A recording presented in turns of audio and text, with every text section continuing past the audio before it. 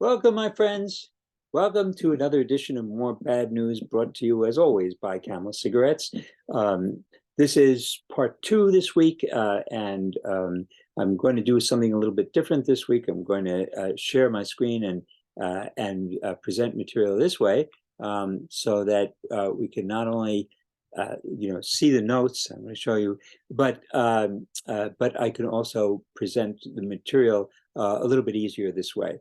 So this week, Science Magazine carried this editorial: Shockley was a racist and eugenicist, and they said that that at the time in the 1980s, Science Magazine did not condemn Shockley for what he was, a charlatan who used his scientific credentials to advance racist ideology.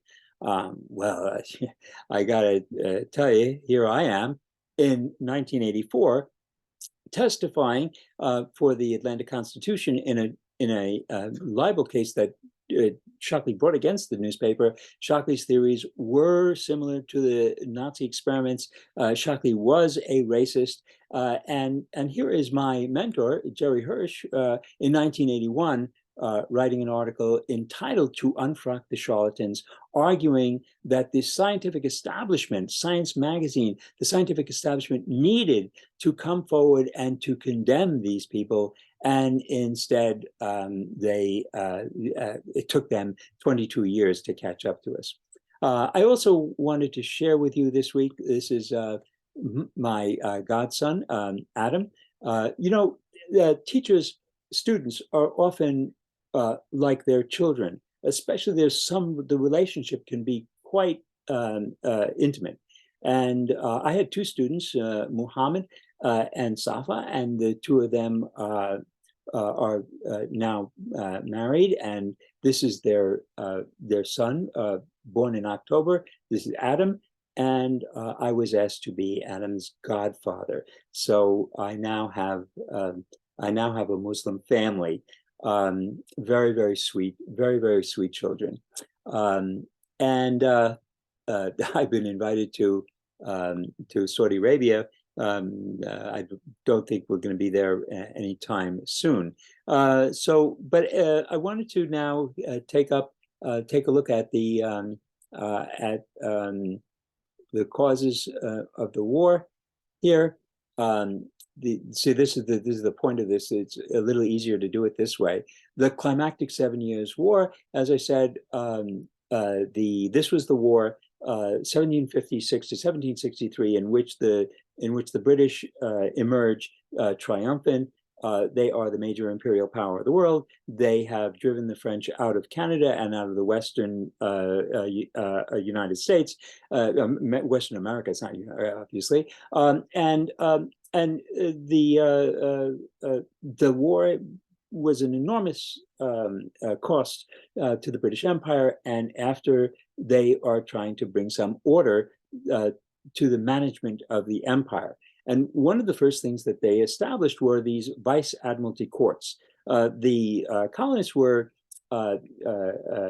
used to smuggling. In fact, this is a really fun book, Smuggler Nation, Peter Andreas. It's How Illicit Trade Made America. And we're not talking about the Medellin cocaine cartel. We're talking about the most respectable merchants in the colonies. They were all smugglers. The tax on a barrel of molasses was 6 pence, and rather than pay that, it was way too much. It would have wiped out all of their profits. So they just ignored it, and the British did not enforce it. Now, after the 7 Years' War, the British decide that it is time for them to take control of their empire, and they institute these vice admiralty courts, which are an attempt to circumvent the American courts. The American civil courts refused to condemn American merchants who are accused of smuggling. It's like.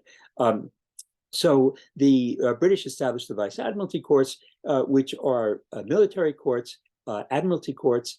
They don't have a judge, they don't have a jury, they are military courts. And just imagine if you are driving along the highway and the speed limit is 70 miles an hour and you're going 75 and you get pulled over, but the officer who pulled you over was not a state patrolman, he was a Marine. And instead of getting a citation and having to appear in civil court, they drag you over to the Marine base, and you are tried in a military court under military judicial rules. You can understand that you would then begin to see that your rights are being denied, that this is something very different and very disturbing. I'm going to skip over this material we already talked about, and what I want to go to here is the Proclamation of 1763. After the war, I mentioned the last time, Pontiac led a rebellion of the tribes, the Western tribes, which surprised the British, and without the French at their side, the native peoples were able to drive the British out of most of their frontier forts. It was a devastating blow to them. And in order to establish peace on the frontier, the king passed the Proclamation of 1763, which established the proclamation line of 1763.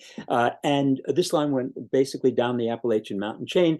And the idea was that British colonists were not permitted to go over that line into Indian territory, and the British told Pontiac and the other tribes that we will protect you, so that these forts were relinquished. British troops were brought back into the forts, and now the colonists were asked to pay some of the costs of maintaining those troops on the frontier, but those troops were not there to protect the colonists in their attempt to expropriate Indian land. They were there to keep the colonists out of Indian land and protect the Indians.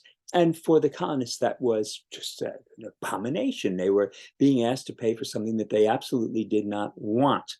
And so you can see that this is 1763, after all, is a time of jubilation. We have just defeated the Catholic Empire, the Papists of France. If you were a British colonist, you were proud to be a part of the British Empire. You were proud that your king was a constitutional monarch. This was the triumph of constitutional monarchy over absolute monarchy, and just 13 years later, you are going to be in rebellion and killing British soldiers and officers who were trying to maintain the empire. I think that's enough for this week. I don't want to go too far. We'll see you next week, and I hope you like the new style. Let me know, and I'll see you soon.